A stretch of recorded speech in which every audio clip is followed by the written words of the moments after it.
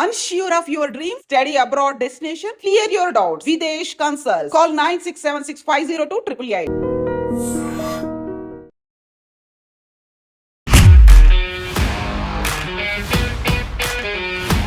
Namaste, welcome to iDream Money Matters with Anil AKV. Simplifying money, one episode at a time. Anil గారు నమస్తే అండి. So మనం ఇప్పటిదాకా share మార్కెట్ల గురించి, క్యాపిటల్ మార్కెట్ అంటే ఏంటి, ఎందుకని దాన్ని క్యాపిటల్ మార్కెట్ పిలవాలి, డీమ్యాట్ అకౌంట్లు ఎందుకు పతనం అవుతాయి, ఇవన్నీ మాట్లాడుకున్నప్పుడు సడన్గా వస్తున్నటువంటి ఒక న్యూస్, పాకిస్తాన్లో ఉన్నటువంటి షేర్ మార్కెట్ కూడా పతనం అయిపోయింది అనే పరిస్థితి. అందులో వాళ్ళ బ్యాంకుల్లో మెయింటైన్ చేయాల్సినటువంటి మినిమం అమౌంట్ కూడా లేదు అని అనడం అనేది. అసలు కశ్మీర్లో అటాక్ అయింది, ఉగ్రదాడి అయింది. ఆ తర్వాత మన వాళ్ళు సీరియస్గా రిటాలియేట్ చేశారు, ఆంక్షలు విధించారు. ఇవన్నిటి తర్వాత కూడా పాకిస్తాన్ కూడా అంతే తీవ్రంగా స్పందిస్తోంది. వాళ్ళు కూడా మా గగనతలం మీద నుంచి విమానాలు వెళ్ళొద్దు, ఇవన్నీ మాట్లాడుతున్నారు. ఎట్ ద సేమ్ టైం కవ్వింపు చర్యలు. ఇవన్నీ పక్కన పెడితే కనీసం వాళ్ళ ఆర్థిక పరిస్థితిని చూసుకోకుండా ఇవన్నీ ఎందుకు చేస్తున్నారు? క్యాపిటల్ మార్కెట్ అనేది కూలిపోతోంది, అక్కడ షేర్లు పతనం అయిపోయాయి. ఇలాంటి ఒక దుర్భరమైనటువంటి పరిస్థితి అంటారు కదా, అలాంటి కండిషన్ వచ్చినప్పుడు కూడా కశ్మీర్ కావాలనుకోవడం ఏంటి? అసలు పాకిస్తాన్ గురించి చర్చించడమే టైం వేస్ట్ అండి. ఫస్ట్ పాకిస్తాన్ అనే దేశం గురించి, దేశం అని కదా, ఆ భౌగోళిక స్వరూపం గురించి మాట్లాడడమే అసలు టైం వేస్ట్. అది దాని గురించి అరగంట సేపు మాట్లాడుకోవడం అనేది మన జీవితంలో అత్యంత ఏమంటారు దాన్ని, టైం వేస్ట్ వ్యవహారం. అది అర్హత లేని సబ్జెక్ట్ పాకిస్తాన్. దాని గురించి మాట్లాడుకోవడం, మన దేశంలో ఎవరు కూడా పాకిస్తాన్ గురించి మాట్లాడుకోరు. We don't think about that. అసలు వాళ్ళ అస్తిత్వాన్ని మనం గుర్తించము. సో దాని గురించి చర్చ, దాని స్టాక్ మార్కెట్ ఇవన్నీ ఎందుకు అసలు? కాకపోతే నేనున్నాను అనే ఉద్దేశం, మళ్ళీ నాకు కాశ్మీర్ కావాలి అనే దాంతో రక్తటేరులు పారిస్తోంది. ఇవన్నీ అయిన తర్వాత మళ్ళీ ఏకాకి అయిపోయింది. అంతర్జాతీయ సమాజంలో ఏకాకిని చేసేసాం మనం. అలాంటి పని కూడా వాళ్లే చేసుకున్నారు. అయినప్పటికీ కూడా వాళ్ళ దేశం, ఆ దేశంలో ఉన్నటువంటి ప్రజలు వాటి మీద ఫోకస్ పెట్టుకోకుండా మన వైపు చూడడం మనల్ని ఇంకా కవ్వింపు చర్యలకు. పాకిస్తాన్ని రెండు రకాలుగా చూడాలి. పాకిస్తాన్ దేశము, పాకిస్తాన్ ఆర్మీ. పాకిస్తాన్ అనేది దేశం కాదు, పాకిస్తాన్ అనేది ఆర్మీ చేతిలో బందీ అయిన ఒక భౌగోళిక స్వరూపం. పాకిస్తాన్ ఆర్మీ అనేది ఏందని పక్కన పెడదాము, మళ్ళీ చర్చిద్దాం చర్చలో భాగంగా. But we are talking about Pakistan stock markets. అది చాలా ఇంట్రెస్టింగ్ సబ్జెక్ట్. అది పాకిస్తాన్ స్టాక్ మార్కెట్స్ అనేది ప్రపంచంలో 185 కరెన్సీలు ఉన్నాయి. మొత్తం 204 దేశాలు ఉన్నాయి, 185 కరెన్సీలు ఉన్నాయి. ఆల్మోస్ట్ నోటిఫైడ్ 160 స్టాక్ మార్కెట్స్ ఉన్నాయి, 160 నోటిఫైడ్ స్టాక్ మార్కెట్స్ ఉన్నాయి. ఈ నోటిఫైడ్ స్టాక్ మార్కెట్స్లో బాటమ్ 10లో పాకిస్తాన్ వస్తుంది, టాప్ 5లో ఇండియా వస్తుంది. టాప్ 5లో ఇండియా ఉంటుంది, బాటమ్ 10లో పాకిస్తాన్ ఉంటుంది. ఎంత ఉంటుంది అనుకుంటున్నారు మీ అంచనా? పాకిస్తాన్ స్టాక్ మార్కెట్ కానివ్వండి, పాకిస్తాన్ ఎకానమీ కానీ, మీ అంచనా గెస్ చేయండి, ఎంత ఉంటుంది మనతో కంపేర్ చేసుకుంటే? మనం ఇప్పుడు 5 ట్రిలియన్ ఎకానమీ గురించి ముందుకు వెళ్తున్నాము, ఆ దిశగా ప్రయత్నాలు కాదు సాధించేసాము. 5.2. స్టిల్ ఇప్పటికీ మనమే అన్ని రంగాల్లో ముందున్నప్పటికీ డెవలపింగ్ కంట్రీ అనే దగ్గరే అభివృద్ధి చెందుతున్న దేశం. అలాంటి పరిస్థితుల్లో ఇన్ని అంతర్గత సమస్యలు, ఇలాంటి ఏమంటారు దిగుమతి చేసుకున్నటువంటి ఆహార దినుసుల మీదే పోరాడి కొట్టుకొని తీసుకెళ్తున్నట్టు, బస్తాలు ఎత్తుకెళ్తున్నటువంటి పరిస్థితుల్లో ఇంకా దుర్భరంగా ఉంటుంది కదా. ఇప్పుడు మీరన్నట్టుగా లీస్ట్ 10లో ఉంది అనుకుంటే, బాటమ్ 10లో ఉంది అంటే, పాకిస్తాన్ ఎకానమీ వచ్చేసి మన GDP 5 trillion GDP. Pakistan GDP వచ్చేసి ఇంచుమించు 350 బిలియన్ 360 బిలియన్ ఉంది, which is lesser to Mumbai. Okay, మన వాణిజ్య నగరం బాంబే కన్నా పాకిస్తాన్ జీడిపి చిన్నది. దీన్ని బట్టి అర్థం చేసుకోండి వాళ్ళ ఆర్థిక వ్యవస్థ ఏంటో. బాంబే జనాభా వచ్చేసి 3 కోట్లు, దానికి 10 రెట్లు పాకిస్తాన్ జనాభా. భౌగోళికంగా భారతదేశంలో ఆల్మోస్ట్ పావు వంతు ఉంటుంది. అత్యంత సుసంపన్నమైన ఖనిజాలు కలిగిన పాకిస్తాన్, దాని జీడిపి మన ముంబై నగరం కన్నా తక్కువ. First point. సెకండ్ పాయింట్ వచ్చేసి వాళ్ళ మార్కెట్ క్యాపిటలైజేషన్. వాళ్ళ స్టాక్ మార్కెట్ ఉంది, కరాచీ స్టాక్ మార్కెట్ అని ఒకటి ఇచ్చింది. ఆ స్టాక్ మార్కెట్ క్యాపిటలైజేషన్, మన నిఫ్టీ 50 ఉంది కదా ఇండియాలో, నిఫ్టీ 50 కంట్రీ మొత్తం. నిఫ్టీ మన స్టాక్ మార్కెట్లో లిస్ట్ అయిన 12,000 కంపెనీస్ గురించి మాట్లాడలేదు. I'm not talking about 12,000 companies which are listed in BSE and NSE together. వీటి గురించి మాట్లాడలేదు. నిఫ్టీ 50లో రీసెంట్గా ఒక కంపెనీ ఎంటర్ అయింది. రీసెంట్గా ఆ కంపెనీ ఎస్టాబ్లిష్ అయ్యి కూడా ఒక 5 ఏళ్ళు అయింది, 5 ఏళ్ల క్రితమే. ఓకే. అది ఫుడ్ డెలివరీ యాప్, దాని పేరు జొమాటో. జొమాటో మార్కెట్ క్యాపిటలైజేషన్ 2 లక్షల కోట్లు, 2 lakh crores. మీరు దాన్ని బిలియన్స్ కింద కన్వర్ట్ చేస్తే అప్రాక్సిమేట్లీ అబౌట్ $17-18 billion ఉంటుంది జొమాటో. పాకిస్తాన్ స్టాక్ మార్కెట్ వచ్చేసి మీకు నిన్నటి క్రాష్ తర్వాత ఆల్మోస్ట్ $20 billion ఉంది. ఓకే. ఒక ఫుడ్ డెలివరీ యాప్ అంతా కాదు పాకిస్తాన్ స్టాక్ మార్కెట్. ఆ దేశం అంతా కలిపితే మన దగ్గర ఉన్న Swiggy, Zomato 2 food delivery apps అంతా కాదు పాకిస్తాన్ స్టాక్ మార్కెట్. మీకు అర్థమవుతుందండి చెప్పేది? అర్థమైంది. నిన్న మొన్న లిస్ట్ అయిన 2 కంపెనీస్, ఒకటి స్విగ్గీ, ఒకటి జొమాటో. స్విగ్గీ, జొమాటో 2 కలిపితే దీనికి ఎంత మార్కెట్ క్యాపిటల్, 2 కలిపి ఆల్మోస్ట్ 3 లక్షల కోట్లు ఉంటుంది. అప్రాక్సిమేట్లీ అబౌట్ 23-24 billion ఉంటుంది. ఈ 2 యాప్స్ మార్కెట్ క్యాపిటల్, ఈ 2 కూడా స్టాక్ మార్కెట్లో లిస్ట్ అయిన కంపెనీస్, ఎన్ఎస్సిలో, బిఎస్సిలో. ఈ 2 stocks food delivery apps I'm talking about. నేను రిలయన్స్, అంబానీ, అదానీ గ్రూప్స్ గురించి మాట్లాడలేదు, అవన్నీ బియాండ్. వాటి గురించి మాట్లాడలేదు నేను. ఏ సిప్లా లాంటి కంపెనీస్ గురించో, లేకపోతే ఏ టాటా గ్రూప్ గురించో, వేటి గురించి, హిందుస్థాన్ లివర్ గురించి మాట్లాడలేదు. I'm talking about food delivery apps. Swiggy, Zomato 2 food delivery apps. ఈ రెండు కంపెనీస్ తాలూకు మార్కెట్ క్యాపిటలైజేషన్ కన్నా చిన్నది entire Karachi Pakistan stock market. మొత్తం దేశానికి సంబంధించినటువంటి క్యాపిటల్ మార్కెట్ విలువ 2 ఫుడ్ డెలివరీ యాప్స్ కన్నా తక్కువ. సో కంపారిజన్ ఎక్కడ ఉంది? మన ఫుడ్ డెలివరీ యాప్స్ అంత కాదు అది. మన రోజు ఉదయం సాయంకాలం పూట ఇడ్లీ, దోశ, సాంబార్, వడ, పావ్ బాజీ ఆర్డర్ పెట్టుకునే ఫుడ్ డెలివరీ యాప్స్ కన్నా కూడా తక్కువ వాళ్ళది. వాళ్ళ stock market capitalisation, Karachi stock market capitalisation. వాళ్ళ పూర్తి ఆర్థిక వ్యవస్థ, స్థూల జాతీయోత్పత్తి, జీడిపి అంటాము, అది మన బాంబే కన్నా తక్కువ. So there is no comparison. Pakistan is 1970 version of India. ఈ రోజు ఉన్న Pakistan is nothing but 1970-1980 version of India. So మీరు చాలా సింపుల్ మాట చెప్పాలంటే 1970s 1980sలో ఎలాంటి బీహార్ ఉండదో అలాంటి పరిస్థితి ఈరోజు పాకిస్తాన్ ఉంది. అంధకార బంధురంలో, అంటే ఒక కంప్లీట్ చీకటి రాతి యుగంలో ఉంది ఈరోజు పాకిస్తాన్. సో అది ఎప్పుడు ఎన్ని ముక్కలు అవుతాయో మనకు కూడా తెలియదు. పాకిస్తాన్లో సింధ్ ప్రావిన్స్ ఒక గొడవ, బలూచిస్తాన్ ఒక గొడవ, పష్తూన్ ఒక గొడవ, ఖైబర్ పఖ్తూన్ ఒక గొడవ, పంజాబ్ ఒక గొడవ. అక్కడ లేని సమస్యలు మీకు. వెరీ రీసెంట్ గా ట్రైన్ నే హైజాక్ చేశారు అక్కడ ఉన్నటువంటి వాళ్ళు. ఎస్ మేడం, ట్రైన్ ని కూడా హైజాక్ చేశారు కదా. వాళ్ళు తెహ్రీకే తాలిబాన్ పాకిస్తాన్ వాళ్ళు ఎవరైతే ఉన్నారో, సపరేట్ కోరుకుంటున్నారో, సపరేట్ దేశం కోరుకుంటున్నారో, అసలు మీకు అక్కడ లేని అంటూ ఏమీ లేదు. అది సోమాలియా కన్నా దారుణమైన పరిస్థితిలో ఉంది, విచ్ఛిన్నమైపోయింది. సో దాని గురించి ఇంకా అది అసలు చర్చకు అర్హత లేని సబ్జెక్ట్ అనమాట. అది ఇట్స్ గాన్ కేస్. సో వాళ్ళు ఇప్పుడు మౌలికమైన ప్రశ్న ఏంటంటే, వాళ్ళు ఎందుకు మన మీద ఎప్పటికప్పుడు అటాక్ చేస్తుంటారంటే, పాకిస్తాన్ అనే దేశం ఏర్పడ్డప్పుడు, అంటే 1947లో మన నుంచి విడిపోయింది. ఓకే, మనం ఉమ్మడిగా ఉన్నప్పుడు పాకిస్తాన్ కూడా భారతదేశంలో అంతర్భాగమే కాబట్టి మనం కూడా ఆ టైంలో బ్రిటిష్ వాళ్ళతో అందరం కలిసి పోరాడాము. ఇన్ఫ్యాక్ట్ ఈ భగత్ సింగ్ కానివ్వండి, ఈవెన్ మన ఎల్కే అద్వానీ కానివ్వండి, వీళ్ళందరూ పుట్టింది కూడా లాహోర్, సియాల్కోట్ ఆ ప్రాంతంలోనే. సో ఆ టైంలో అందరం కలిసి స్వాతంత్రం తెచ్చుకున్నాము, బ్రిటిష్ వాళ్ళ నుంచి పోరాటం చేసాం, స్వాతంత్రం తెచ్చుకున్నాం, స్వాతంత్రం సాధించాము. ముస్లిం లీగ్ పార్టీ మొహమ్మద్ అలీ జిన్నా మాకు సపరేట్ ముస్లిం రిపబ్లిక్ ఒకటి కావాలి, ముస్లిం సపరేట్ దేశం కావాలని పోరాటం చేశాడు. దేశంలోంచి అందరూ ముస్లిమ్స్ వెళ్ళిపోయారు, పాకిస్తాన్ ఏర్పడిపోయింది. లేదు మాకు భారతదేశంతోనే ఉండిపోతాం అనుకున్న వాళ్ళు ఎవరైతే ఉన్నారో ఆ ముస్లిమ్స్ ఇండియాలో ఉండిపోయారు. ఇక్కడ ఉన్న ముస్లిమ్స్ మన మట్టి బిడ్డలు, వీళ్ళకు పాకిస్తాన్ సంబంధం లేదు. బట్ పాకిస్తాన్ వేర్పాటువాదంలో కొంతమంది వెళ్ళిపోతాం అనుకుని వెళ్ళిపోయారు అందరు కూడా. నో వాట్ హ్యాపెండ్, వెళ్ళిపోయిన తర్వాత వెళ్ళాక వాళ్ళకి అర్థమైంది కొన్ని సంవత్సరాలకు. మొహమ్మద్ అలీ జిన్నా కూడా ఒక టైంలో రియలైజ్ అయ్యాడు నేను చాలా పెద్ద తప్పు చేశానని, భారతదేశం నుంచి విడిపోయి. వెళ్ళిన తర్వాత అక్కడ రకరకాల తెగలు మీకు.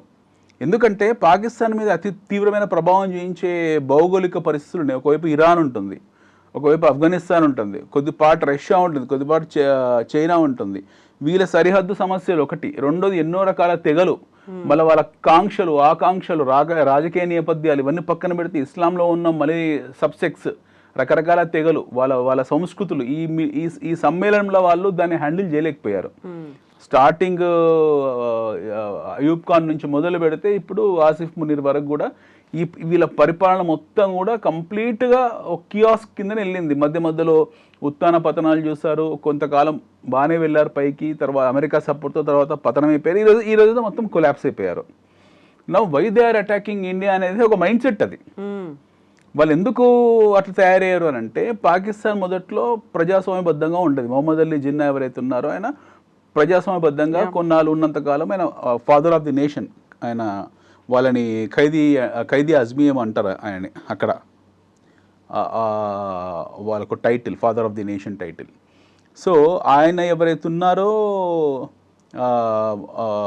మొహమ్మద్ అలీ జిన్నా గారు, ఆయన తర్వాత ఆయన తదనంతరం, అసలు దారుణమైన విషయం చెప్తాను, వాళ్ళ రాజకీయ నేపథ్యం ఎంత ఘోరం అంటే, ఆయనకు టీబీ ఉండేది, ఆయన బయట ఎప్పుడు చెప్పుకోలేదు మొహమ్మద్ అలీ జిన్నా. ఆయన చనిపోయినప్పుడు, ఆయన చనిపోయేవారు చూశారు, చనిపోయిన తర్వాత అంబులెన్స్ కూడా తీసుకురాలేదు, అక్కడ వదిలేశారు డెడ్ బాడీని. ఫాదర్ ఆఫ్ ది నేషన్ ఆయన, పాకిస్తాన్ సాధించిన వ్యక్తి. అలాంటి రాజకీయ నేపథ్యం ఉన్న విశ్వవలయం పాకిస్తాన్ అనేది. సో అక్కడ నుండి ఆయన సిస్టర్ కూడా ఉండేది ఫాతిమా జిన్నా అని చెప్పి, ఆమెను కూడా ఐసోలేట్ చేశారు కంప్లీట్గా వాళ్ళు. అక్కడ నుండి వాళ్ళు పూర్తిగా మారిపోయారు, అంటే వాళ్ళ రాజకీయ నాయకులు పూర్తిగా మారిపోయారు. స్వార్థం కావచ్చు, లేకపోతే లంచగొండితనం కావచ్చు, లేకపోతే తెగల మధ్య వైషమ్యం కావచ్చు, ఇవన్నీ వాళ్ళు కొట్టుకు తెచ్చారు. అక్కడ వరకు బాగానే ఉంది, అన్ని దేశాల్లో ఉంటే మన దేశంలో కూడా ఉంది, అక్కడ వరకు బాగానే ఉంది. అమెరికా మనకు civil war, America Russia cold war జరుగుతున్న టైంలో India was aligned with Russia and Pakistan is aligned with America. ఆ టైంలో పాకిస్తాన్కు మనకు ఆయుధపరమైన సపోర్ట్స్ మనకి వీళ్ళ నుంచి ఉన్న, రష్యా నుంచి ఉన్న ఆర్థికపరమైన సపోర్ట్ మనకు లేదు. Whereas Pakistan has got lot of support from America, బాగా సపోర్ట్ వచ్చింది. వాళ్ళు ఆర్థికంగా చాలా అభివృద్ధి చెందారు. They have now almost all become super power among all the Islamic countries. ఇస్లాం దేశాల్లో వాళ్ళు ఆల్మోస్ట్ ఆల్ పెద్దన్న పాత్ర వరకు వెళ్ళిపోయారు. ఆర్గనైజేషన్ ఆఫ్ ఇస్లామిక్ కంట్రీస్ అని ఉంటాయి, ఓఐసి అంటారు దాన్ని, ముస్లిం ఉమ్మా అంటారు దాన్ని. ఈ ముస్లిం ఉమ్మా అన్న దేశాలకి ఇది ఆల్మోస్ట్ ఆల్ ఖలీఫత్ అయిపోయింది, అంటే లీడర్ అయిపోయారు వీళ్ళు ఆ టైం ఒక పీరియడ్లో. తర్వాత ఏం జరిగింది, ఈ వాళ్ళు ఎదుగుతున్న టైంలో ప్రజాస్వామ్యబద్ధంగా ఏర్పడ్డ ప్రజాప్రభుత్వాన్ని బెనజీర్ భుట్టో తండ్రి ఎవరైతే ఉన్నారో జుల్ఫికర్ భుట్టో, ఆయన ఉరిదీశాడు జనరల్ జియావుల్-హక్.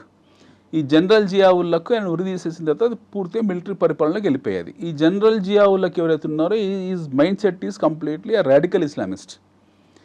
వాళ్ళు ఆ టైంలో పాత ఎన్ని తవ్వుకొని they wanted to become what you call super power among all the Islamic countries.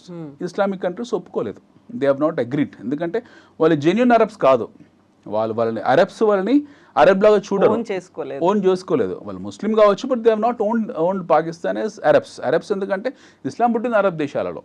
So they have not owned. వీళ్ళు ఎన్ని కట్టుబాట్లు, ఎన్ని వాళ్ళగా కాపీ కొట్టి కట్ పేస్ట్ చేసుకున్నా సరే వాళ్ళు ఒప్పుకోలేదు, they have isolated them. Pakistan అక్కడి నుంచి దాని రూపురేఖలు మారిపోయాయి.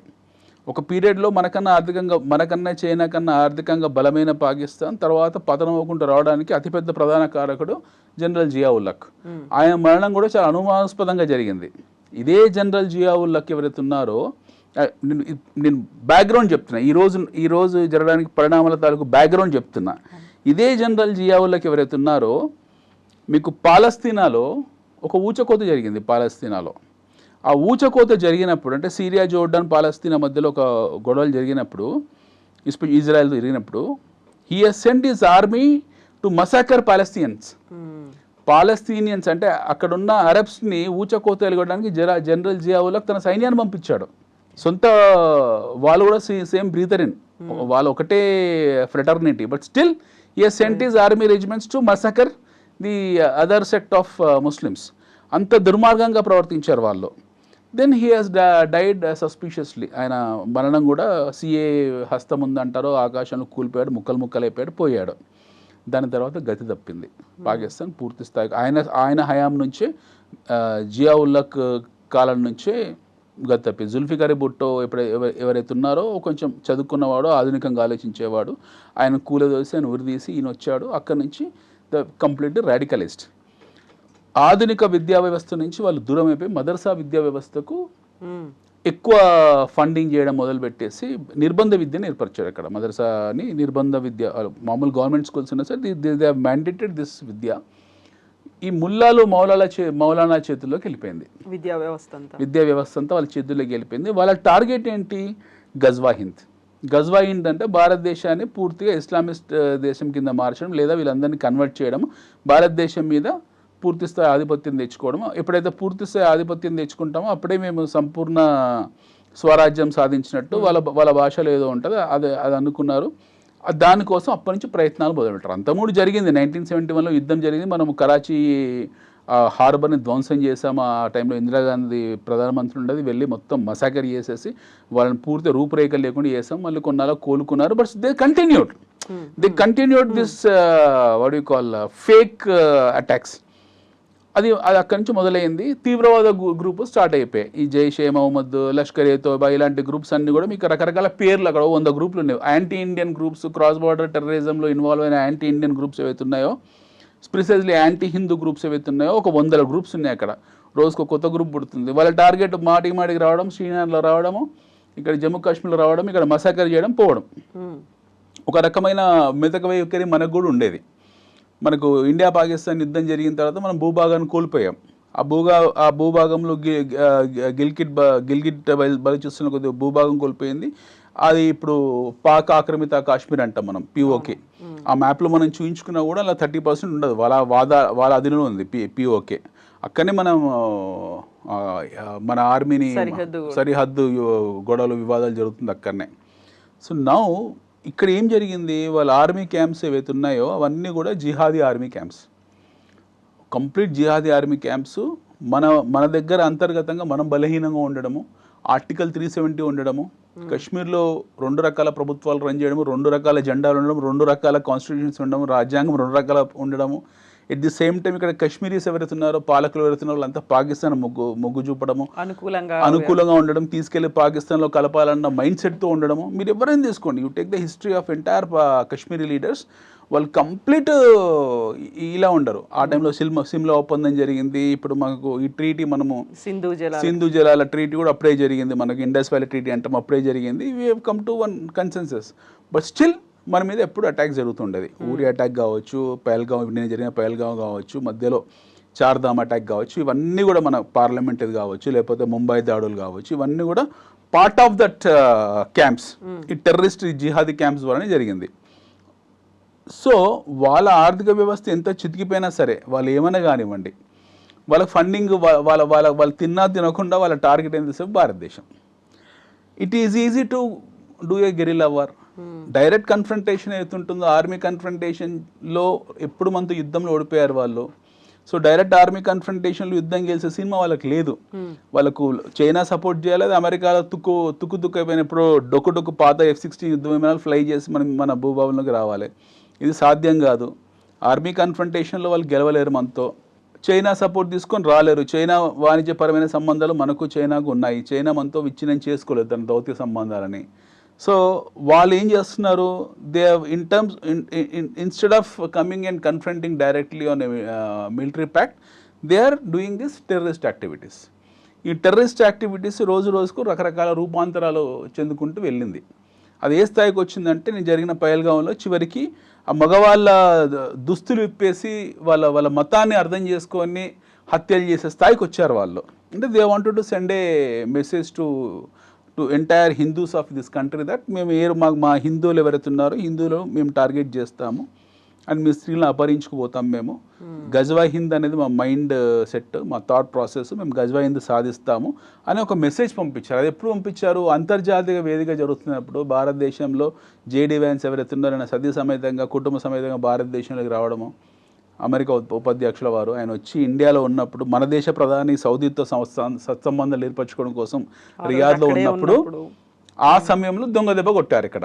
So they use this platform, this opportunity as a platform to send a message via this massacre. So ఇది Pakistan net. What is Pakistan అంటే ఇది పాకిస్తాన్.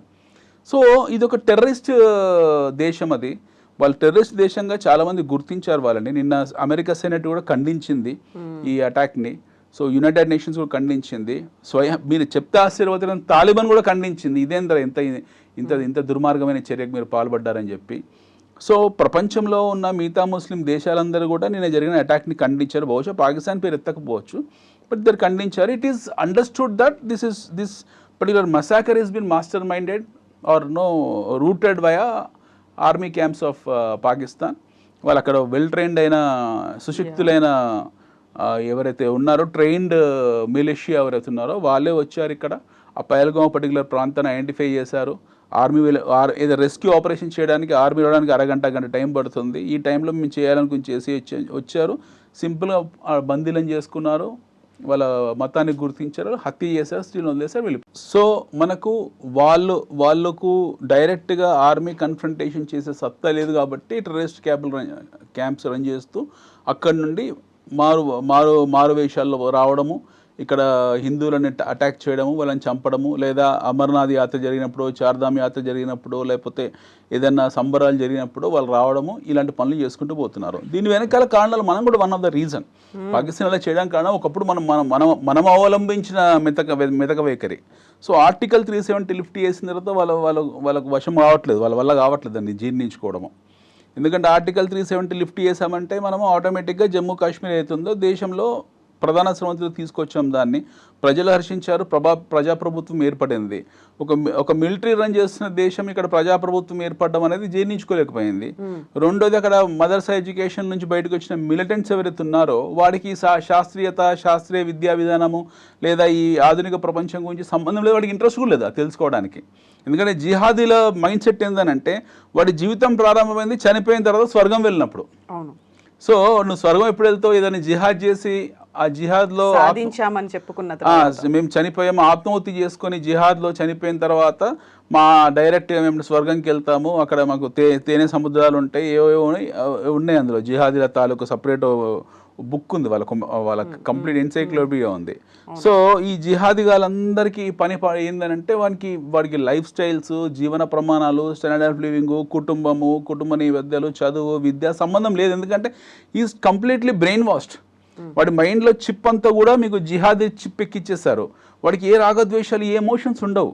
ఈ కమ్స్, ఈ డస్ ఇస్ మసాకర్, ఇఫ్ ఈ గెట్స్ ఎ ఛాన్స్ ఈ escape and run away, otherwise is committed for suicide. ఆ suicide bomber లాగానే ఉండిపోతాడు అక్కడ, లేదా వాడు హత్య చేయబడతాడు, దానికి చాలా సంతోషంగా చచ్చిపోతాడు. And is prepared for it. ఎప్పుడు ఇండియన్ ఆర్మీ చేతిలో జావాలని చూడడానికి రెడీగా ఉంటారు, ఎందుకంటే డైరెక్ట్గా స్వర్గం వెళ్ళిపోవచ్చు కదా అని చెప్పి.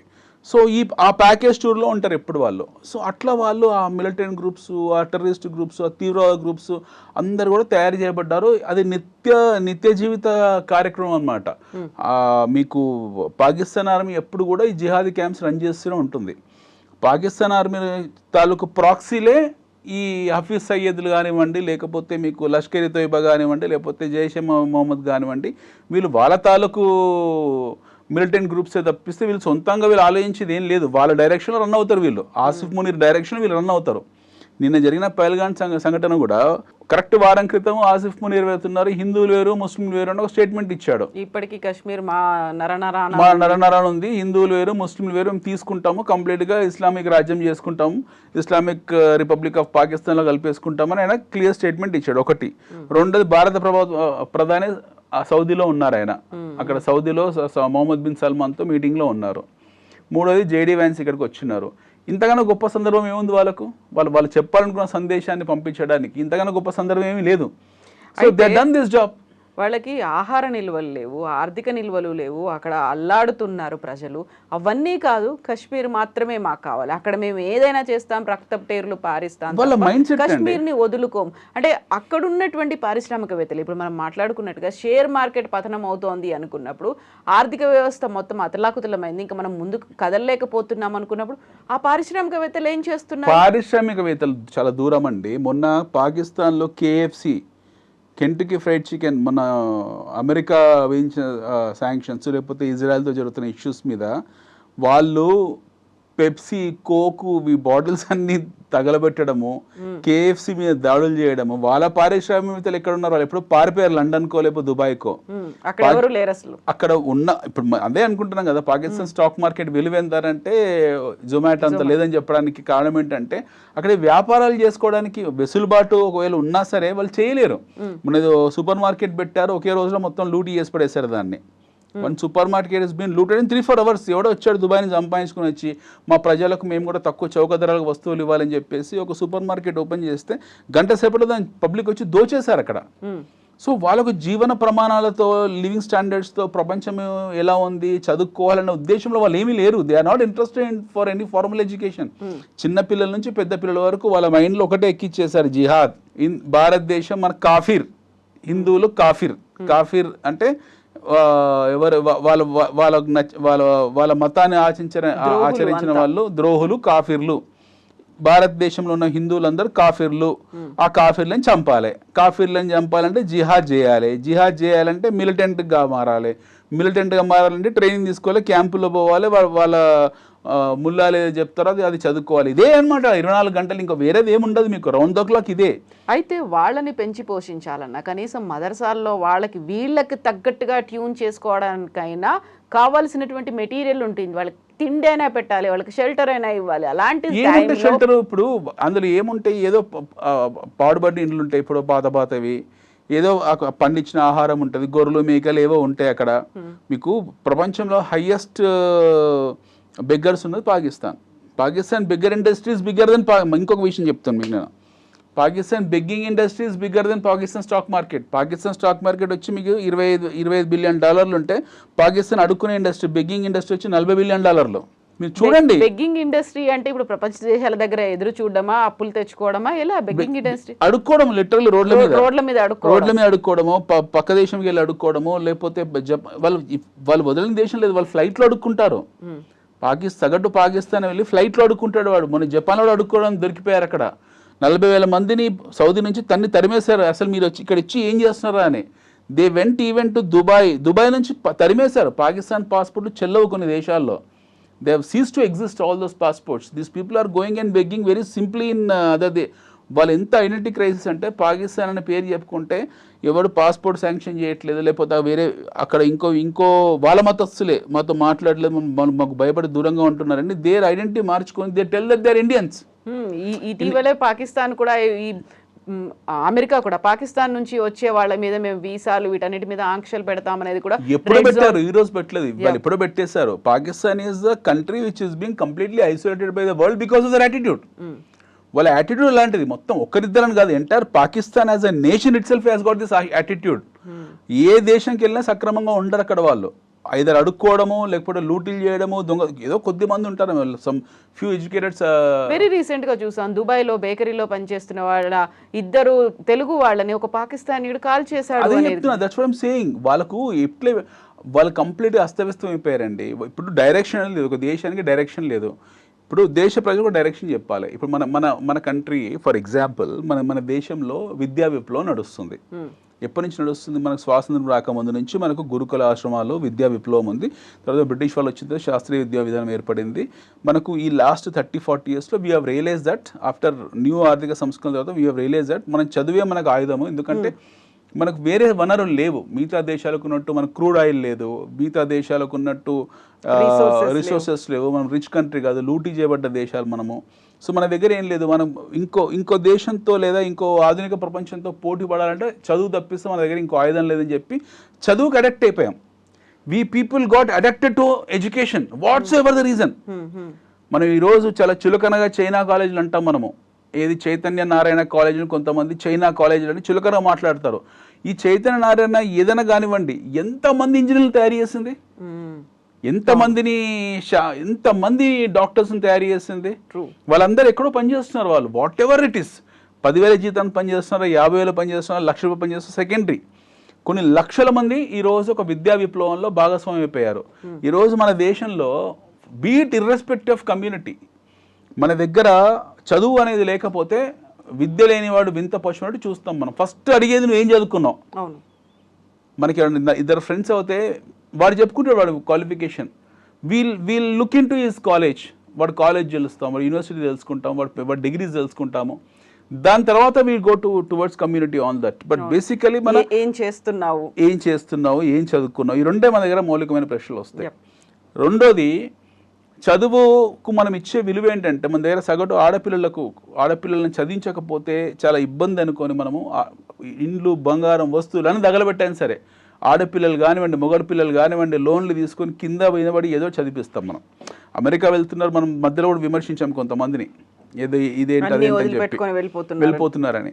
But when end of the day education is so important. I'm talking about శాస్త్రీయ విద్యా విధానం గురించి మాట్లాడుతున్నా. అంటే సైంటిఫిక్ ఎడ్యుకేషన్ అనేది మన జీవితంలో ఎంత విడదీయనిదంటే unless until you are not educated you are not recognized as a human being. మనిషిలాగా చూడడం చదువుకొని వాడిని మనం. సో చదువు అనేది అంత ఇంపార్టెంట్ మనకు, ఎందుకంటే మనకు అన్నం పెట్టేది చదువే. ఈ చదువు అనే విప్లవంలో మనకు ఒక సత్యానందెల్ల పుట్టారు, ఒక సుందర్ పిచ్చయ్య పుట్టారు, ఒక వివేక రామస్వామి పుట్టారు, ఇన్ఫోసిస్ ఎవరండి శివనాడర్ పుట్టారు, మన బ్రిటన్ ప్రధానమంత్రి మనవాడే కదా ఋషి సనక్ పుట్టారు, ఇప్పుడు తులసి గబాడి అమ్మాయి, వీళ్ళందరూ ఎవరు? This all people. ఉషాగా ఇప్పుడు ఈ అమ్మాయి ఉపరాష్ట్రపతి భార్య, వీళ్ళందరూ కూడా ఈ చదువు వలన వచ్చిన వాళ్ళే కదా. ఈ రోజు కొత్త లేదు మనకు. City bank president Vikram Pandit నుంచి మొదలు పెడితే ఇందులో ఈ పెప్సీ కంపెనీ చైర్మన్ వరకు గతంలో we have taken education so seriously that no, unless until we are not educated world will not recognize అని చెప్పి మనం విద్యా విప్లవంలో ఉన్నాం. ప్రపంచాన్ని రోజు శాసిస్తున్నాం మనం. ఒక ఐటీ రంగమే కాదు, హెల్త్ కేర్, ఫార్మా, మీరు ఏదైనా తీసుకోండి. వేర్ ఎవర్ ఇండియన్ గో, భారతదేశం నుంచి మన వనరులు ఎక్కడికి వెళ్ళినా సరే వాడి దేశ కీర్తి పతాకాలు ఎగరేస్తాడు తప్పిస్తే ఏ రోజు దేశానికి అవమానం కలిగే కార్యక్రమం చేయడు. ఏ రోజు భారతీయుడు ఇంకో దేశంలో అడుక్కు తినడు. వాడు పెట్రోల్ బంక్లో పెట్రోల్ కొట్టుకుంటాడు తప్పేసి ఉద్యోగం లేకపోతే ఆ బెంచ్ పీరియడ్లో బంక్లో పనిచేయడము, లేకపోతే స్వీపర్గా పనిచేయడము, టాయిలెట్లు శుభ్రం చేయడము, డిగ్నిటీ ఆఫ్ లేబర్ని గౌరవించి ఏ పనైనా చేస్తాడు తప్పిస్తే దొంగతనాలు చేయడు, లూటీలు చేయడు. They will not do anything of this kind. So that is the reason we are highly respected across the world. మనకంటూ ఒక గౌరవం, ఒక విలువ, శాంతి కాముకులు అన్న పేరు మనకి ఎందుకు ఉందనంటే మనం చదువుకున్నాము, శాస్త్రీయ విద్యలో ఉన్నాము, సామరస్యంతో ఉన్నాము, సౌభ్రాతృత్వాన్ని గౌరవించాము, మనిషిని మనిషిలా ట్రీట్ చేస్తాం మనం. ఇప్పుడు తల వంచుకొని పని చేస్తాము. శాంతి కాముకులు, మేము శాంతిని కోరుకుంటున్నాము. ఇది ఎంత దూరం వెళ్ళిపోయింది, ఎన్ని రక్తపు టేర్లు పారాయి, ఎంతమంది చనిపోయారు ఈ 77 ఏళ్లలో. ఇలాంటివన్నీ చూసిన తర్వాత ఆ శాంతి అనే మంత్రం ఇంకెంత కాలం? మనం ఎప్పుడు కూడా బుల్లెట్ మొదటిసారి కాల్చమండి. We only retaliate. We never offend anyone. మొదటి నుంచి కూడా మన చైనా దురాక్రమణ జరిగినా, పాకిస్తాన్ దురాక్రమణ జరిగినా వాళ్ళ వైపు నుంచి వాళ్ళు ఆక్రమించుకోవడానికి వచ్చారు తప్పిస్తే మనం వెళ్ళలేదు. మనల్ని మనం డిఫెండ్ చేసుకున్నాం. ఈ డిఫెండ్ చేసుకునే ప్రహాసనంలో, ఈ ప్రక్రియలో మనము బిలియన్స్ ఆఫ్ డాలర్స్ ఆయుధాల మీద ఖర్చు పెడుతున్నాం. అసలు అవసరం లేదు అంతంత డబ్బు ఖర్చు పెట్టడం, కానీ మనకు తప్పని పరిస్థితి. టుడే పాకిస్తాన్ ఆర్మీ బడ్జెట్ వచ్చేసి $2 బిలియన్, $2 బిలియన్. వెరాజ్ ఇండియన్ ఆర్మీ బడ్జెట్ వచ్చి $80 బిలియన్. ఏం ఫైట్ చేస్తారు మనతో వాళ్ళు? 2 బిలియన్ అయినప్పటికీ కూడా వాళ్ళ దగ్గర అన్ని రకాల వనరులు ఉన్నాయి, వాళ్ళకి కావలసినటువంటి ఆయుధ సంపత్తి అంతా ఉంది. ఇలాంటి లైక్ మైండెడ్ కంట్రీస్ ఏవైతే ఉన్నాయో, జస్ట్ లైక్ ఆఫ్ఘనిస్తాన్, ఇలాంటి కంట్రీల నుంచి వాళ్ళకి కావాల్సినటువంటి ఫైనాన్షియల్ హెల్ప్ ఆఫ్ఘనిస్తాన్ కు పాకిస్తాన్ పడదు. ఆఫ్ఘనిస్తాన్ పాకిస్తాన్ చర్యల్ని ప్రతిరోజు ఖండిస్తుంది. Afghanistan is the biggest enemy for Pakistan. ఈరోజు పాకిస్తాన్కి అతిపెద్ద శత్రువు ఆఫ్ఘనిస్తాన్, పాకిస్తాన్కి అతిపెద్ద శత్రువు ఇరాన్. బట్ వీళ్ళ దగ్గర ఆయుధ సంపత్తి అయితే ఉంది కదా, వాళ్ళని సపోర్ట్ చేయరు. Pakistan is an isolated nation. Pakistan is a begging nation. Pakistan ఎవడు సపోర్ట్ చేయడు. ఏ ఇస్లామిక్ కంట్రీ కూడా పాకిస్తాన్ సపోర్ట్ చేయదు. ప్రపంచ ప్లాట్ఫామ్ మీద అత్యంత గౌరవం పొందిన దేశం భారతదేశం. అన్ని ఇస్లామిక్ కంట్రీస్తో మనకు చాలా గొప్ప రిలేషన్షిప్ ఉంది. మనకు సౌదీ అరేబియాలో ఈరోజు గుళ్ళు కడుతున్నారు, ఆలయాలు కడుతున్నారు, వాళ్ళ పాఠ్యాంశాలు రామాయణ భగవద్గీత పెట్టారు. మనకు ఒక్క మక్కా మదీనా తప్పిస్తే మిగతా అన్ని చోట్ల ఎంట్రీ ఉంది. రైట్, ఖతార్ లాంటి దేశాలు, యునైటెడ్ అరబ్ ఎమిరేట్స్, దుబాయ్ని మనమే శాసిస్తున్నాం. ఒక మాట చెప్పాలంటే 50% దుబాయ్లో ఉన్న వ్యాపారాలన్నీ భారతదేశం, మన గుజరాత్లో, కేరళ వాళ్ళే చేస్తున్నారు. So you take anywhere in entire Arab countries, Arab league మొత్తం మీరు తీసుకోండి. అరబ్ లీగ్ అనేది ఇండియా నుంచి వాళ్ళు విడదీయని బంధం మనకుంది. మనకున్న సత్సంబంధాలు చాలా అద్భుతమైనవి. ఈ రోజు మీరు హైదరాబాద్లో ఏ హాస్పిటల్ అయినా తీసుకోండి, you take AAG, you take Yashoda, you take care, you take sunshine, you take any major corporate hospital in Hyderabad, మీకు సపరేట్ ఎన్ఆర్ఐ వింగ్లో 50-60% ఉండేది మీకు గల్ఫ్ నుంచి, దుబాయ్ నుంచి వచ్చిన పేషెంట్లే. మెడికల్ టూరిజంలో ఫస్ట్ ఆప్షన్ వాళ్ళ అమెరికా కాదు, వాళ్ళకి ఫస్ట్ సింగపూర్ కాదు, first option India, that to Hyderabad. మన దగ్గరికి వస్తారు వాళ్ళు, ఎందుకంటే they feel India is the most safest country for their medical treatment. At the same time మనం కూడా అలాగే ట్రీట్ చేస్తాం వాళ్ళతో. ఇరాన్కు అమెరికాకి ఎన్ని శాంక్షన్స్ ఉన్నాయి, ఎన్ని గొడవలు జరుగుతున్నా, ఇరాక్ యుద్ధం ఎన్నిసార్లు ఎంత తీవ్ర స్థాయిలోకి వెళ్ళినా ఇరాన్ నుంచి మనకు ఆయిల్ సప్లై ఆగలేదు, ఇరాక్తో మన సత్సంబంధాలు ఆగలేదు. అక్కడ ఇరాక్ ఇద్దరు సునీషియా 2 దేశాలు కొట్టుకు చేస్తున్నా సరే మనకు సద్దాం హుసేన్తో రిలేషన్షిప్ ఉండేది, ఆయతుల్లా ఖుమైనీతో రిలేషన్షిప్ ఉండేది. 2 దేశాలతో మనకు ఆయిల్ చమురు దిగుమతులు జరిగేవి. సౌదీ నుంచి మనకు ఆయిల్ దిగుమతి జరుగుతుంది. ప్రపంచంలో ఉన్న ప్రతి ఇస్లామిక్ కంట్రీతో మనకు అద్భుతమైన రిలేషన్షిప్ ఉంది. We don't have any problem with anybody. మొన్నటికి మొన్న మాల్దీవ్స్ ప్రధానమంత్రి మోజీ ఎవరైతే ఉన్నారో ఆయనకు ఫైనాన్షియల్ ప్రాబ్లం వస్తే చైనా వాళ్ళు బిట్రే చేశారు, చైనా వాళ్ళు మోసం చేశారు వాళ్ళ పోర్ట్స్ విషయంలో. అతను ఫస్ట్ వచ్చింది ఇండియాకే. మన దగ్గర వారం రోజులు ఆతిథ్యం తీసుకొని $400 మిలియన్ అప్పు తీసుకొని వెళ్ళాడు. మళ్ళీ మనం ఇచ్చేసాం, పోరా బాబు తీసుకో పండుగ చేసుకోపో అని చెప్పి. So when ever somebody any Islamic country wanted to continue relationship, they look at India. చాలా విషయాల్లో వాళ్ళ మధ్యవర్తిత్వ పాత్ర వహించాము. చాలా సందర్భాల్లో మనం వాళ్ళ ఫోరమ్స్లో ఉన్నాము. మనకి ఎన్నో హైయెస్ట్ అవార్డ్స్ వాళ్ళు ఇచ్చారు, ఎన్నో హైయెస్ట్ సివిలియన్ గ్యాలరీ అవార్డ్స్ మనకి ఇచ్చారు. మన దగ్గర ట్రైన్ అయ్యి వెళ్తారు వాళ్ళు. మన స్టాఫింగ్ కానివ్వండి, మన నర్సింగ్ కానివ్వండి, మన మీద ఆధారపడ్డ గల్ఫ్ దేశాలు ఉన్నాయి. సో మనకు వాళ్ళకున్న సత్సంబల్ చాలా అద్భుతంగా ఉంది. ప్రపంచంలో మనని శత్రువుగా చూసే ఏకైక దేశం పాకిస్తాన్ మాత్రమే, ఇంకెవరు కాదు. Nobody looks at. But దురదృష్టవశాత్తు మనం వాళ్ళని దాయేది అంటాం తప్పిస్తే వాళ్ళు మన శత్రువు అనే అంటారు. సో అలాంటి పాకిస్తాన్ అన్ని అంతర్జాతీయ సమాజం అంతా ఐసోలేట్ చేసింది, ఒంటరి అయిపోయింది, ఏకాకి అయిపోయింది అనుకున్నప్పటికీ ఒక రకంగా వాళ్ళకి ఆర్థికంగా, ఆరోగ్యపరంగా, ఆహారపరంగా వనరులు కూడా లేనప్పుడు వాళ్ళకి అంత ధైర్యం ఎక్కడి నుంచి వచ్చింది? కశ్మీర్ మాకు కావాలని అక్కడ రక్తపు ధైర్యం ప్రజలు పాకిస్తాన్ ప్రజలకు ఈరోజు ఆకలి కేకల్లో ఉన్నారు. పాకిస్తాన్ ప్రజలకు ఈరోజు విద్యా ఉపాధి లేదు. ఈరోజు కరెంటు ఛార్జెస్ అదిరిపోతున్నాయి. అక్కడ కరెంటే ఉండలేదు, అక్కడ తినడానికి తిండి లేదు, ఉపాధి లేదు, విద్య లేదు, ఏమీ లేదు. ప్రజలకు ఈ మిలిషియాకు సంబంధం లేదు. అక్కడ సామాన్య ప్రజలను బ్రెయిన్ వాష్ చేసినా కూడా వాళ్ళు మనుషులే, వాళ్ళకు నిత్యావసర వస్తువులు ఉంటాయి, వాళ్ళకు కుటుంబం ఉంది, వాళ్ళకు బాలీవుడ్ అంటే ఇష్టం, వాళ్ళకు భారతదేశంతో సంబంధాలు పెట్టుకుని ఉంటుంది. I'm talking about this particular Islamist jihadi mentality is being created by Pakistan army.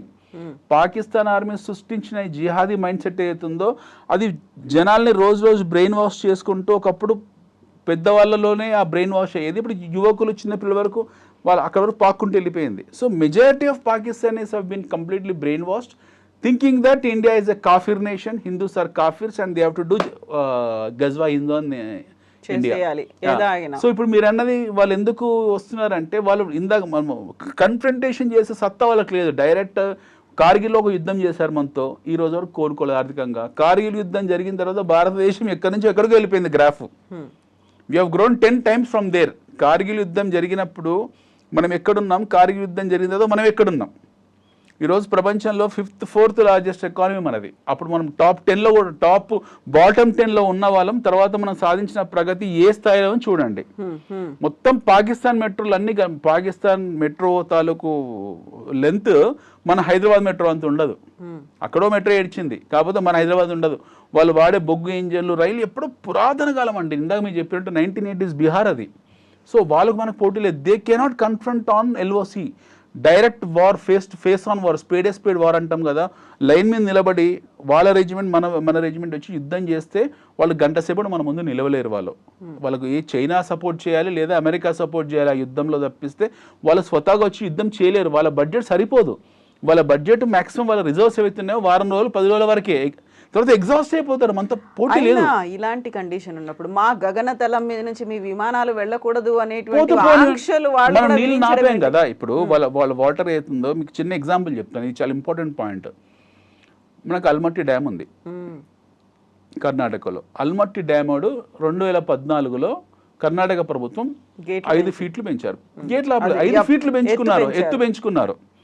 5 feet ఎత్తు పెంచుకోవడానికి వాళ్ళు పర్మిషన్ తెచ్చుకున్నారు. 5 feet ఒకవేళ వాళ్ళు పెంచారు. పెంచితే 2 తెలుగు రాష్ట్రాలు అల్లడిల్లిపోయాయి. అప్పటి 2 తెలుగు రాష్ట్రాలు, ఒకటే ఉమ్మడి రాష్ట్రమే మనది. తెలుగు రాష్ట్రం అప్పటికి ఆంధ్రప్రదేశ్ రాష్ట్రం అల్లడిల్లిపోయింది. ఎందుకంటే 5 feet కనుక వాళ్ళు ఆ టైంలో పెంచారు. తర్వాత దాని రిపర్కషన్స్, దాని ఎఫెక్ట్ ఎలా ఉంటుందంటే ఇటు పాలమూరు జిల్లా ఎండిపోతుంది, అటు కృష్ణా గుంటూరు జిల్లా ఎండిపోతుంది. ఎందుకంటే దాని మీద ఆధారపడ్డ వ్యవసాయం మనది.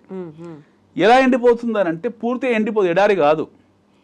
ఇక్కడ ఒక పంట నాశనం అవుతాయి, అక్కడ 2 పంటలు నాశనం అవుతాయి. సో మనం 3 పంటల పర్స్పెక్టివ్లో ఉండేవాళ్ళం తెలుగు రాష్ట్రంలో. ఆ 2 జిల్లాల్లో 3 పంటల పర్స్పెక్టివ్. సో 3 పంటలు 2 పంటల్ని మేము కోల్పోవాల్సి వస్తుంది, ఒక పంట మీద డిపెండ్ అవుతామన్న ఎవరైతే రైతులు ఉన్నారో గగ్గోలు పెట్టారు వాళ్ళు. చూడండి మన మైండ్ సెట్, ఒక పంట 2 పంటలు పోతే తట్టుకోలేము, ఎందుకంటే ఆల్రెడీ వాళ్ళ కమిట్మెంట్స్ ఉంటాయి లైఫ్లో, పిల్లలు చదువుకుంటారు, వాళ్ళకు వ్యవసాయం అంటే మోజు. మనకు మన జీవితంలో అంటే రైతుకు జీవితంలో అతి ముఖ్యమైన భాగం వ్యవసాయం. సో వ్యవసాయం అలా డబ్బులు ఆదాయం పక్కన పెడితే వ్యవసాయం చేయలేని పరిస్థితిని కాలికి కూర్చోవాల్సి వస్తుందని చెప్పి ఆ మానసిక క్షోభ గురై రోడ్డు మీకు వచ్చి ధర్నాలు చేశారు వాళ్ళు, రైతులందరూ కూడా. 5 ఫీట్ల అలమట్టి డ్యామ్ పెంచితే తర్వాత ప్రత్యామ్నాయ దారులు వెతుక్కున్నాం. అక్కడ పోలవరం బ్యాక్ వాటర్స్ తెప్పించారు, మన కృష్ణా గోదావరి మన దగ్గర, ఇక్కడ గోదావరి వాటర్ లిఫ్ట్ చేసాము, కాళేశ్వరం ఇలాంటివి కొన్ని ఏర్పరచుకున్నాం. Then we have made our self sufficient. ఇంకో వేరే దారులు వెతుక్కున్నాం, మనము సెల్ఫ్ సఫిషియంట్ చేసుకున్నాం. ఈరోజు మళ్ళీ 3 పంటల్లో ఉన్నాం మనం. అంటే ఇమీడియట్ ఒక ఇబ్బందికి మనము మనం ఆప్షన్ ఏ బీసీ పెట్టుకున్నాము. 2 రాష్ట్రాల వాళ్ళు కూడా ఆ ఇష్యూని కన్ఫ్రంట్ చేశారు, ఆ ఇష్యూని ఎదుర్కొన్నారు, దాని నుంచి బయటపడ్డారు. పాకిస్తాన్లో సిట్యువేషన్ లేదు.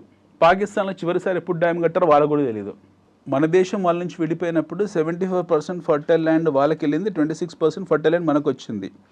నదీ పరివాహక ప్రాంతాల్లోని సారవంతమైన భూమి అంతా వాళ్ళకి వెళ్ళింది, మామూలు భూమి మనకు వచ్చింది. బట్ మనం ఏం చేసాము, మనము ఆ టైంలో నదులు పెద్ద పెద్ద డ్యాములు కట్టుకున్నాం మనం. You build lot of dams in Punjab, lot of dams in Haryana, lot of dams in Rajasthan. At least రాజస్థాన్లో కూడా 2 కట్టాం మనము. దేశంలో కాశ్మీర్లో కట్టుకున్నాం మనం, చిన్న వ్యాలీని డెవలప్ చేసుకున్నాం, బ్యాక్ వాటర్స్ సృష్టించుకున్నాం మనము. బ్యారన్ ల్యాండ్స్ అనేవి లేకుండా చేసుకొని మనకు అవైలబుల్ ఉన్న ల్యాండ్ని, పంజాబ్ ల్యాండ్స్కేప్ని మొత్తం మనము గోల్డ్ బంగారం కింద మార్చేస్తాం. గోధుమ బండి నుంచి ఒక అద్భుతం ల్యాండ్స్కేప్ తయారు చేసుకున్నాం. వాళ్ళు ఏం చేశారు, ఒక డ్యామ్ లేదు, పాడు లేదు వాళ్ళ దగ్గర, ఏమీ లేదు, అసలు డ్యామే కట్టుకోలేదు వాళ్ళు. మనం ఇచ్చే వాటర్ రిసోర్సెస్ మీద వాళ్ళు చెక్ పాయింట్లు పెట్టుకున్నారు, వాళ్ళు చిన్న చిన్న రిజర్వాయర్లు కట్టుకున్నారు, 1-2 ఉన్నాయి వాళ్ళ దగ్గర. అవి కట్టుకొని వాటి మీద వ్యవసాయం చేసుకుంటూ పోయారు. ఎందుకు చేయలేదని అంటే ఆ డ్యాములు కట్టే డబ్బులన్నీ తీసుకెళ్ళి ఆయుధాలు కొనుక్కోవడము, లేదా ఆయుధ సామాగ్రి కొనుక్కోవడము, ఆర్టిలరీ కొనుక్కోవడం, వీటి మీద ఖర్చు పెట్టారు. వాళ్ళు మింగేశారు. కరప్షన్ ఎక్కువ పాకిస్తాన్లో, extreme high degree of corruption ఉంటుంది. వాళ్ళు మింగేశారు ఆ డబ్బులన్నీ కూడా. వాళ్ళు ఏమీ ఖర్చు పెట్టలేదు. మన దగ్గర కరప్షన్ లేదని కాదు, మన దగ్గర 10 రూపాయలు 100కి 20 తింటే వాడు 100కు 80 తింటాడు, డిఫరెన్స్ అదనమాట. సో ఆ కరప్షన్లో మొత్తం కొట్టుకుపోయింది. ఎట్ ది సేమ్ టైం వాళ్ళకి ఇంట్రెస్ట్ లేదు, ప్రజాపాలన మీద ఇంట్రెస్ట్ లేదు. ఇందాక మనం అనుకున్నట్టు వాడు మొదటి నుంచి కూడా ఒక రాడికల్ ఫ్యాక్టరీ, జిహాదీ ఫ్యాక్టరీని సృష్టించే క్రమంలో ఎవరిని ఎడ్యుకేషన్ పంపలేదు, వాళ్ళని ఆకలి చావులతో అలాగే వదిలేశారు.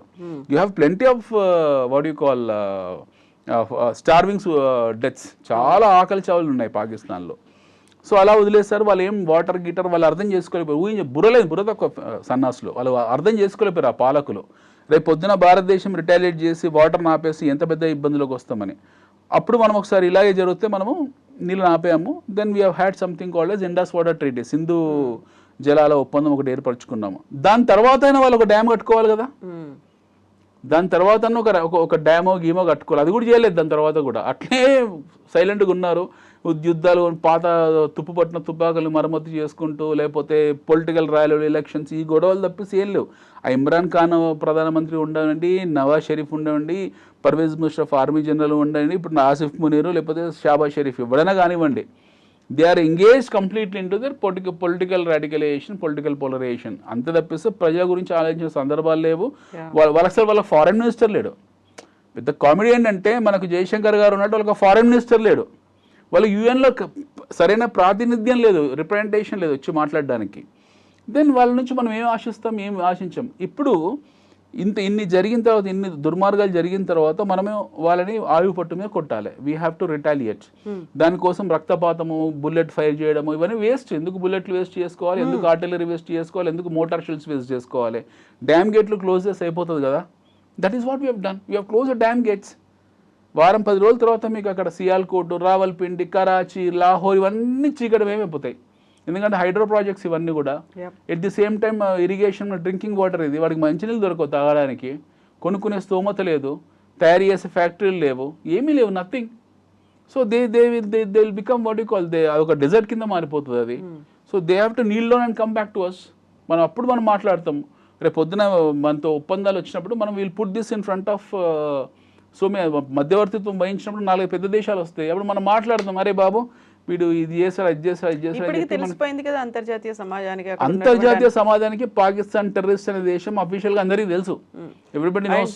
ఇండియాకు మద్దతుగా కూడా వస్తున్నాయి. ఉన్నారు. ఇండియా చాయిస్ లేదండి, అంతర్జాతీయ సమాజానికి చాయిస్ లేదు. They have to come to India. ఎందుకంటే మనతో ఎవరు సమస్య లేదు కదా. మనం ఏ దేశానికి టెర్రరిస్ట్ ఆర్గనైజేషన్ పంపలే కదా. ఏ దేశంలో చొరబాటు మనం చేయలేదు. మయన్మార్లోకి వెళ్ళలేదు. మయన్మార్ నుంచి ఆఫ్ఘనిస్తాన్ బంగ్లాదేశ్ దాటి రోహింగ్యాలు మన దేశంలో 2 కోట్ల మంది ఉన్నారు. పాకిస్తాన్ నుంచి అనధికారికంగా భారతదేశంలో వచ్చి నివసించే వాళ్ళు ఉన్నారు. ఇన్ఫాక్ట్ హైదరాబాద్లో ఉన్నారు. ఎన్నో 48 అవర్స్ గడువు విధించిన తర్వాత కూడా ఇంకా కంటిన్యూ పంపించేస్తారు. ఇప్పుడు అమెరికాలో ట్రంప్ పంపలేదా, కాళ్ళకు చేతులకు సంఖ్యలు వేసి పంపలేదా భారతదేశానికి? పంజాబ్లో లూధియానాలో ల్యాండ్ అయ్యాయి కదా 2 ఫ్లైట్లు 800 మందిని ఒక తీవ్రవాదులో పంపించారు. అలా పంపించాలి, మనం కూడా అలాగే చేస్తాము. We will do the same thing. అంత అంత అంత దాష్టికంగా ప్రవర్తించకపోవచ్చు, కాకపోతే గౌరవప్రదంగానే బాబు వెళ్ళిపోండి అని చెప్పి పంపించేస్తాం ఇక్కడ నుండి రైల్లో బస్సు పెట్టి. So this country do not deserve to be good neighbour for anyone. మనకే కాదు, పాకిస్తాన్తో అక్కడ ఆఫ్ఘనిస్తాన్కు సమస్య ఉంది, అక్కడ ఇరాన్కు సమస్య ఉంది, ఇక్కడ ఇండియాకు సమస్య ఉంది. వీళ్ళ ఆర్మీ మైండ్ సెట్ చాలా డిఫరెంట్ కంప్లీట్గా. వీళ్ళు మారరు, వీళ్ళు ఇట్లే ఉంటారు. ఇప్పటికీ మనకు అది పక్కలో బల్యం లాంటిది. మనం దాన్ని శాశ్వత పరిష్కారం చేయాలంటే either we have to go for a war confrontation, యుద్ధంకి వెళ్ళాలి, అంటే స్పేడ్ వెళ్ళాలి. అలా జరిగిన నాడు వాళ్ళు గంట సేపు నించోలేరు. మనతో యుద్ధం ఎల్ఓసి యుద్ధం జరిగితే వాళ్ళు మ్యాక్సిమం 1 వీక్ 10 డేస్లో వాళ్ళు చేతులు అయితే పారిపోతారు. మన దగ్గర ఏ ఆయుధాలు లేనప్పుడే మనం కార్గిల్లో తుక్కు కింద కొట్టాం వాళ్ళని. And they are not that train the way we are train. మన దగ్గర మార్కోస్, పారామిలిటరీ, మనకున్న వింగ్స్ వాళ్ళ దగ్గర లేవు.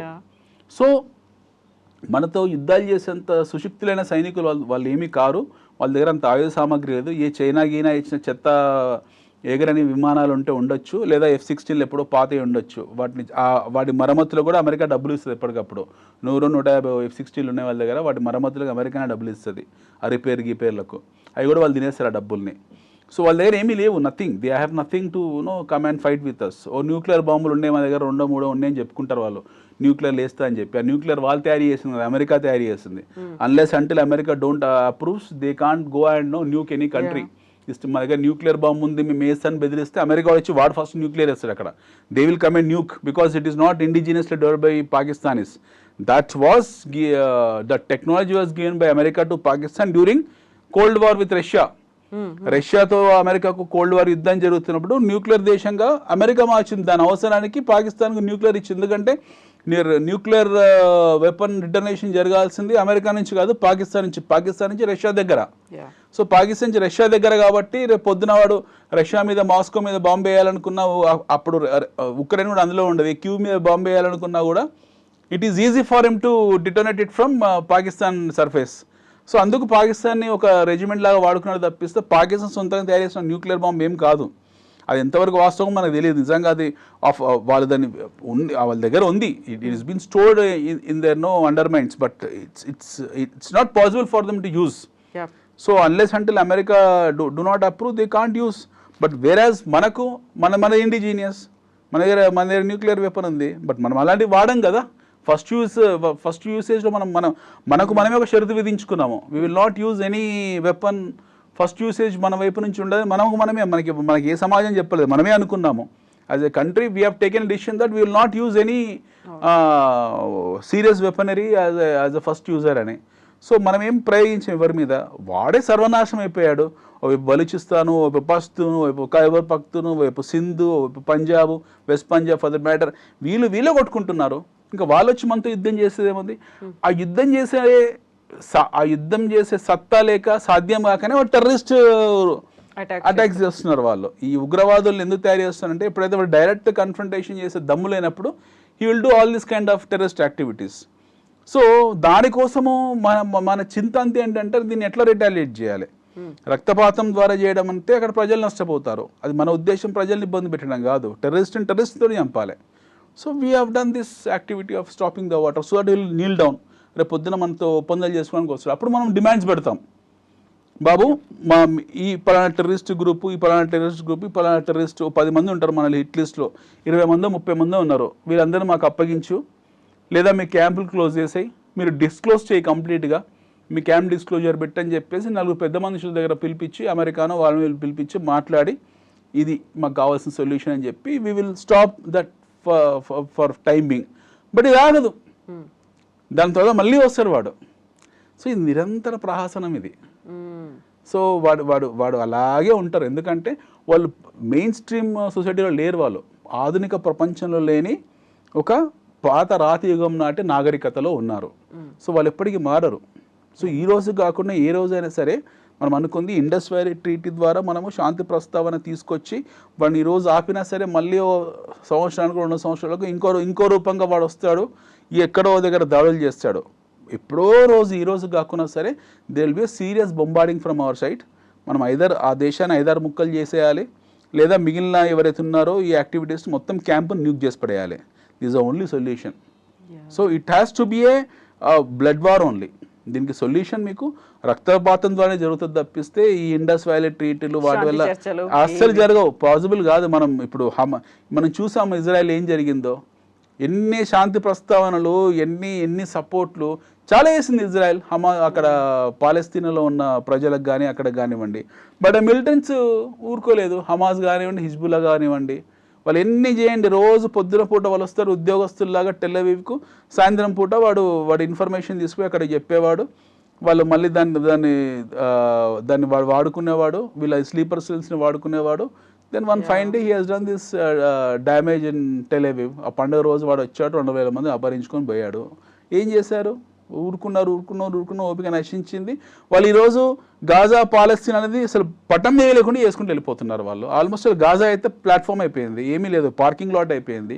రేపు మిగిలిన వెస్ట్ బ్యాంక్లో మొత్తం దాన్ని భూస్థాపితం చేస్తారు, అందరినీ చెల్లాచెదురు చేసి మిగతా దేశాలకు పంపించేస్తారు. చుట్టూన్న జోర్డాన్కు, కొంతమంది సిరియాకు, కొంతమంది టర్కీకు, కొంతమంది సౌదీకు, కొంతమంది యెమెన్కు వారిపోతారు మిగిలిన వాళ్ళు. సిమిలర్లీ ఇలాంటి పరిస్థితి వస్తే అనిపిస్తుంది చూస్తూ ఉంటే.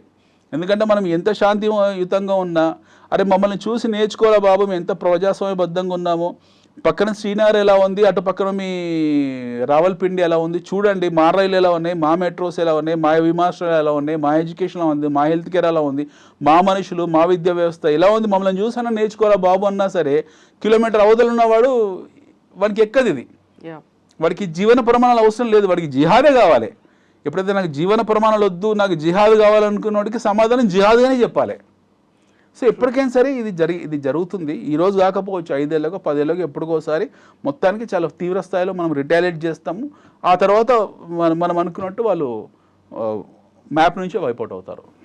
ఎస్ అనిల్ గారు, thank you so much. Thank you, మనం మనీ మ్యాటర్స్ గురించి నెక్స్ట్ ఎపిసోడ్లో గోల్డ్ గురించి మాట్లాడతాం. Sure ma'am. ఎస్ అండి, thank you so much. Thank you.